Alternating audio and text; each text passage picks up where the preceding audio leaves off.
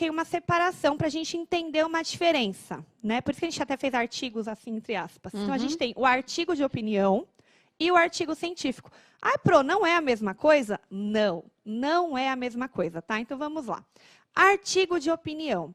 É um gênero textual jornalístico, de caráter essencialmente argumentativo, e um autor expõe claramente a sua opinião e os seus argumentos, que possuem condições de fazer com que o interlocutor acredite no que ele diz.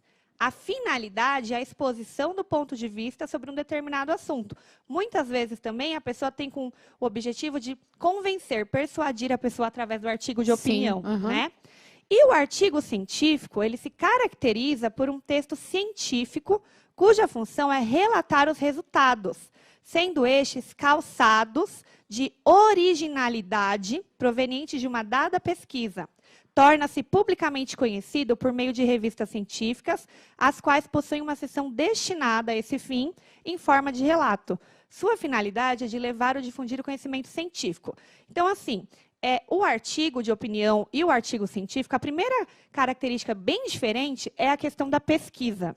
O artigo científico muitas vezes apresenta citações de pessoas importantes, de pesquisadores, não só daquela pessoa que está produzindo o artigo, né? Não é uma opinião, uma justificativa vaga, tem dados apresentados. Posso complementar uma coisa? Deve, Andréia. Não que no artigo de opinião você também não possa colocar uma citação, porque aquilo vai fazer com que você valide o que você está dizendo, né? Você vai introduzir uma citação, mas ela é diferente. O objetivo, né, do artigo de opinião é diferente do objetivo do artigo científico. Exatamente. O artigo científico, muitas vezes, até é o pontapé inicial para uma tese, para um doutorado, ou para alguma pesquisa mais ampla, né? Ou o contrário. Eu tenho uma dissertação, e a partir da dissertação foi feito um artigo. Perfeito. Certo? Pode então, ser também. Então, é como se fosse o artigo, ele dá uma condensada, né, no assunto. Exatamente. Então, a gente pensar, então, como que eu vou diferenciar? Com muita leitura, com muita prática, procurando a fonte. A fonte é imprescindível. Eu tenho que verificar de onde eu estou retirando. Quem escreveu, né? Também é um cientista, é um professor. Eu percebo que tem uma pesquisa por trás daquele assunto, ou simplesmente uma coleta de informações, de justificativas e argumentos também por citações, como pode ter no artigo de opinião, certo? Então, a gente vai aprofundar com vocês aqui. Por que eu voltei no artigo de opinião? Acho que porque também foi um tema que vocês já trabalharam, tá? Então, a gente vai fazer uma atividade, a leitura de um artigo de opinião. Desculpa, artigo de divulgação científica. O texto a seguir será dividido em 4 partes. Isso é importante ressaltar, tá? É uma situação de aprendizagem, se eu não me engano, é a 1 do caderno de aluno de vocês. E é uma situação extensa. Então, assim, essa aula é dada por mim e pela Andréia. A segunda aula é pela Mônica. E alguma de nós iremos mediar. A terceira aula é para a Andréia. E a gente termina essa situação comigo. Então, assim, é uma situação um pouquinho densa, que a gente preferiu dividir para vocês entenderem realmente, para não ficar muito puxado. Porque artigo de divulgação científica é uma temática que precisa ser explicada direitinho, ok? Então, a gente vai ler a primeira parte de hoje aí. Você começa, Andréia? Começo, vamos lá. USP, aliás, tem primeiro uma figura, né? Vamos lá. As ferramentas computacionais e matemáticas desenvolvidas para estudar as relações entre os morcegos e as plantas podem ser aplicadas a qualquer outro ecossistema. Fonte Marco Mello, no caderno volume 2, 8º ano, página 20. Só atentando, pode ser uma página diferente da de vocês, tá? Porque essa é a versão do professor. Okay. E é importante a gente verificar e analisar as imagens. A imagem não está aí à toa.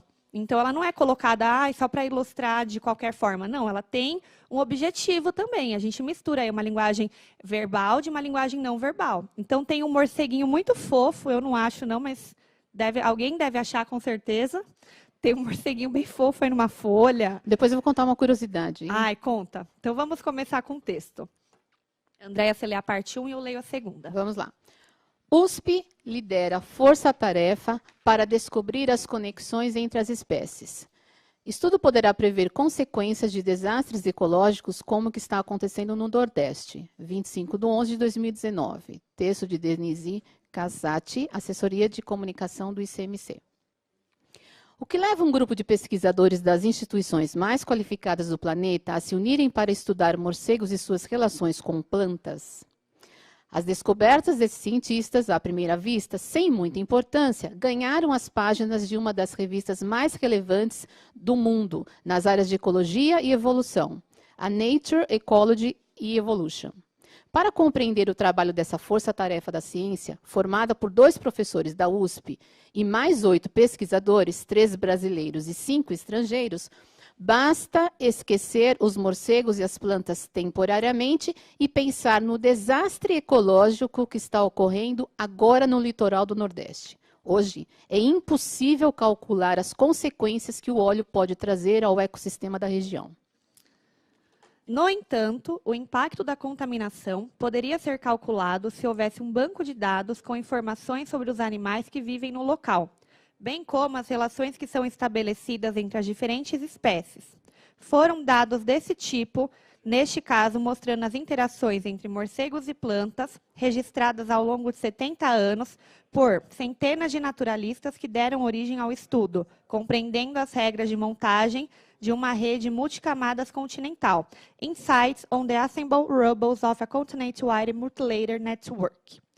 Nosso estudo mostra que é possível analisar como a extinção de espécies de animais e plantas afeta o equilíbrio de um ecossistema, alterando a biodiversidade em diversas regiões do planeta.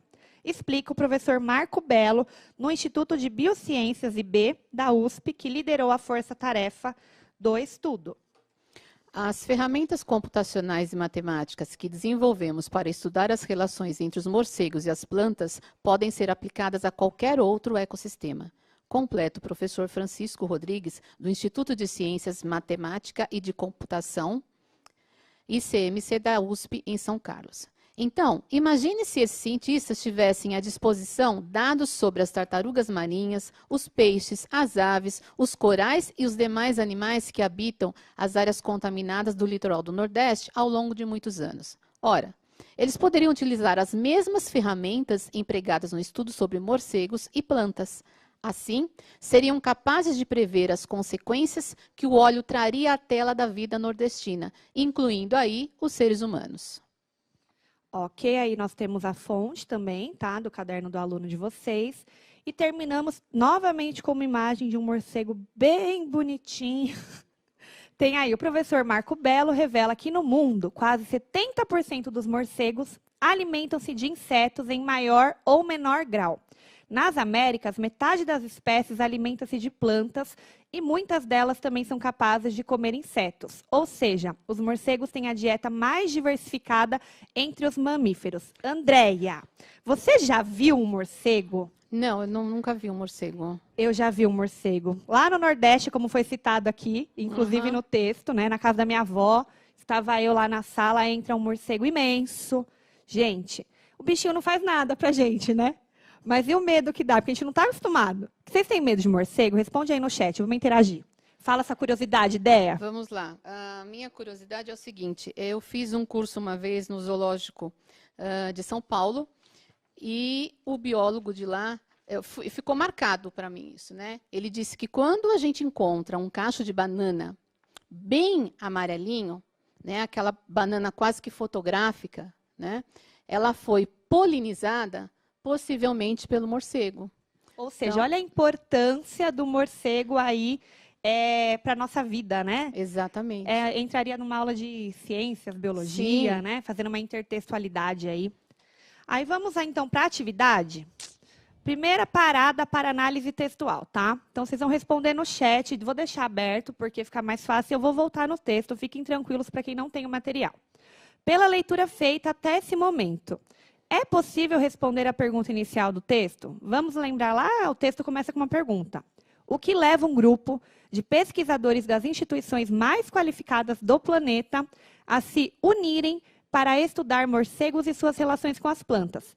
Nessa pergunta, eu não preciso necessariamente voltar ao texto, porque ela é respondida no decorrer do texto, tá? Eles falam dos motivos pelos quais eles fizeram essas pesquisas, tá? E a 2. Quanto à pesquisa, o que dizem os professores Marco Belo e Francisco Rodrigues? Então, aqui eu vou voltar para o Marcos Belo.